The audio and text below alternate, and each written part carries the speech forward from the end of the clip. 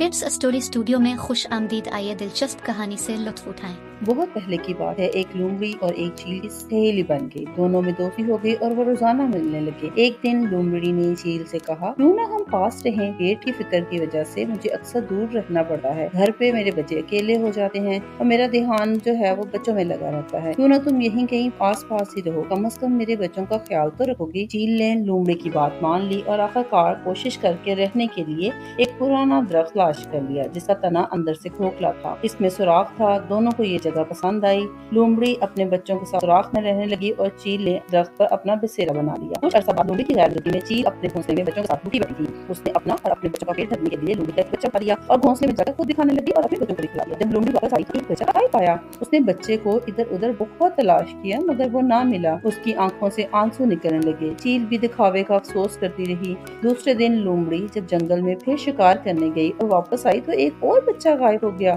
तीसरे दिन भी ऐसा ही हुआ। इसका एक और बच्चा गायब हो गया। चील लोमड़ी के सारे बच्चे खा गई। लोमड़ी का चील पर शक यकीन में बदल गया कि उसके तमाम बच्चे चील ही ने खाए हैं, मगर वो चुप रही। कोई गिला शिकवा नहीं कहा किया। हर वक्त रोती रहती और अल्लाह से फरियाद करती, ऐ अल्लाह मुझे भी उड़ने की ताकत अता फरमा ताकि मैं अपने दोस्त नुमा दुश्मन से बदला ले सकूं। अल्लाह ने लोमड़ी की इल्तिजा सुन ली और चील पर अपना कहर नाजिल किया। एक रोज भूख के हाथों तंग आकर चील की गजा की तलाश में जंगल में उड़ रही थी कि एक जगह धुआं उड़ा देकर जल्दी से उसकी तरफ लगी। देखा कुछ शिकारी आग जलाकर अपना शिकार भूनने में मसरूफ हैं। चील का भूख से बुरा हाल हो रहा था। बच्चे भी भूखे थे और सब्र न कर सकी। एक झपट्टा मारा और कुछ गोश्त उसके पंजों में आ गया। वो उचक कर अपने घोंसले में आ गई। उधर भुने हुए गोश्त के साथ कुछ चिंगारियां भी चिपकी हुई थी।